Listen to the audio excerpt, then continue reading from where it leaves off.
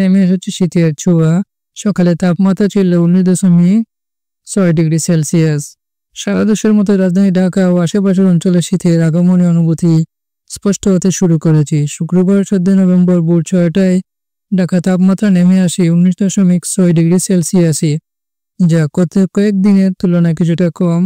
আবহাওয়া অধিদপ্তর তথ্যমতে দিনের অগ্রগতির সঙ্গে সঙ্গে তাপমাত্রা ধীরে ধীরে বাড়তে পারে এবং সারাদিন আকাশ শুষ্ক থাকার সম্ভাবনা রয়েছে। সকাল 7টা থেকে প্রকাশিত 6 ঘন্টার পূর্বাভাসে বলা হয়, দিনের প্রথম ভাগে আকাশ থাকবে পরিষ্কার এবং উত্তর ও উত্তর পশ্চিম দিক থেকে ঘন্টায় 6 থেকে 12 কিলোমিটার বেগে বাতাস বইবে। দিনের তাপমাত্রায় বড় কোনো পরিবর্তন আসবে না বলে জানানো হয়।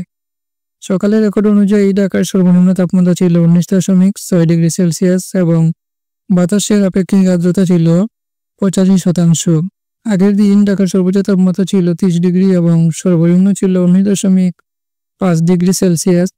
আর সূর্যাস্ত হবে সন্ধ্যা 5টা 13 মিনিটে এবং আগামীকাল সূর্যোদয় ভোর 6টা 11 মিনিটে। গত 24 ঘন্টায় ঢাকায় কোনো বৃষ্টিপাত হয়নি। দেশব্যাপী পূর্বাভাসে জানানো হয়েছে, আজ সকাল 9টা থেকে আগামী 24 ঘন্টায় আংশিক মেঘলা আকাশ সহ সারা দেশের আবহাওয়া শুষ্ক থাকতে পারে। দিনের তাপমাত্রা অপরিবর্তিত থাকতে পারে, তবে রাতের তাপমাত্রা সামান্য বাড়ার সম্ভাবনা রয়েছে। পরবর্তী আপডেটের জন্য আমাদের সাথেই থাকুন।